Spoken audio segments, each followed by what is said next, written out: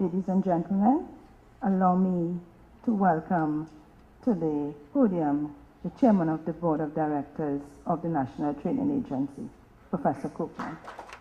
Honorable Christine Kangaloo, Minister in the Ministry of Science, Technology and Tertiary Education, Ms. Margaret Richardson, who is Permanent Secretary in the MSTTE, Dr. Elton Bob, Deputy PS in the MSTTE.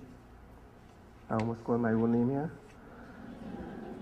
Dr. Hassan Ndayi, who is Senior Specialist of the ILO, and Mr. Joe Mulder, who is International Project Manager of the Alberta Advanced Education Apprenticeship and Industry Training Program.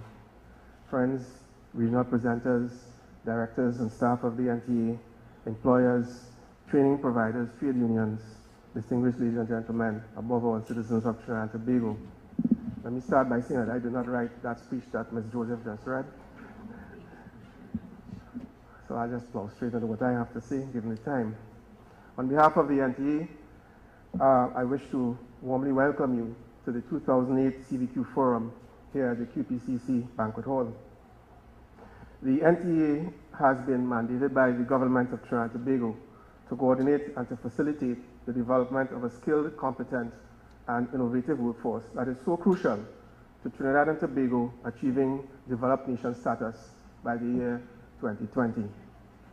The NTA-TT is just one node in a global network of NTAs.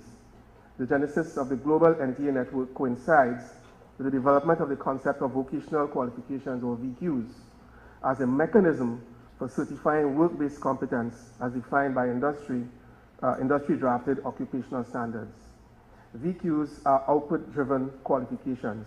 That is, qualifications that are defined by very clear statements of how tasks are to be executed in the workplace, as opposed to the traditional academic qualifications, which, even when targeting a very specific discipline, focus more on knowledge and intellectual capability. Caribbean NVQ models were derived from the UK NVQ system, which was established in 1986. The first Caribbean NTA, the Heart Trust in Jamaica, was established in 1991, followed by the TVET Council in Barbados in 1998, and the NTA in Trinidad and Tobago in 1999. I should say that the NTA had a previous genesis in 1994 as well. All of these NTAs immediately engaged in the process of designing occupational standards and the corresponding NVQs for their respective countries. The NVQ-J for Jamaica, the TT NVQ for Trinidad and Tobago, the NVQ-B for Barbados. I should stress that the Caribbean Vocational Qualification, or the CVQ, is basically an NVQ in practice, but with the added value that comes from having Caribbean recognition and acceptance. The nucleus of the CVQ was seeded in October 2002 when the Council for Human and Social Development, or COSOD, endorsed over 100 occupational standards already developed in the sub-region as regional standards for use in training and credentialing workers. In November 2003, COSOD mandated the Caribbean national training agencies to collaborate to rationalize and harmonize their national occupational standards to facilitate regional certification and free movement of skilled certified workers. The Caribbean Association of National Training Agencies, or CANTA, was immediately established to institute a system of governance of the regional training system. Now, in October 2005, COSOD approved a CANTA document entitled Carrigan Process for Workforce Training, Assessment and Certification. And this established what we call a 5-level qualification framework on which the CVQ is based. This is a framework that is essentially the same as that used in the UK and elsewhere.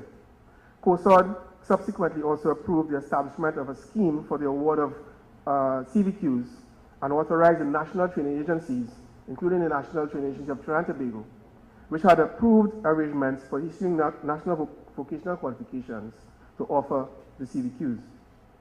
COSOD also advised the NTAs and the Ministries of Education and the Caribbean Examinations Council to collaborate with regard to the award of the CVQs in the secondary school system. Now, this led to the official launch of CVQs in the secondary school in May 2007 in Trinidad and Tobago by the Ministry of Education in collaboration with the CXC, the NTA, and the Ministry of Science, Technology and Tertiary Education. This was the very first establishment of the CVQ in any capacity in the Caribbean. This year, COSOD reviewed a list of occupational standards sent for regional approval My CEO hasn't briefed me as yet because she came in on a flight from a meeting with COSOD, 1 o'clock this morning. We haven't had time to talk about it, but meetings are ongoing with respect to further cementing the CVQ, and I'm sure you'll hear more about that as the workshop proceeds. Now, the CVQ brings several advantages to TVET. First is work relevance, as it targets the development of work-ready skills and competencies measured against standards that are defined by industry. Let me read that as a syllabus, as a curriculum that is defined by industry. Competencies include not just technical skills, but also include the attitudinal skills that are highly valued by employers. 3, the competency-based approach that is embodied within the CVQ does not allow for failure. Does not allow for failure. Based on the assessment of independent industry experts, a candidate is tagged as being competent and therefore deserving of a unit award, or not yet competent, in which case they can repeat component units as many times as necessary to demonstrate the attainment of the required level of skill. The CVQ is awarded only when the candidate has demonstrated the required level of competence in each of the units that comprise the award. But I just want to make it clear, as you go along, you connect units, you have the requisite number of units, you will get an award. Nobody really loses. We develop at your pace. The use of competency-based training and assessment provides the most optimum mechanism for workforce development, as work readiness is a very high priority. Use of competency-based training and competency-based assessment, along with the appropriate pedagogy in CVQ delivery, provides different pathways to achieve the same qualification, whether through the traditional modalities of formal training in an institution, specialized formal training, for example, for the differently abled, through community-based programs geared towards social development, in enterprises through workplace apprenticeships,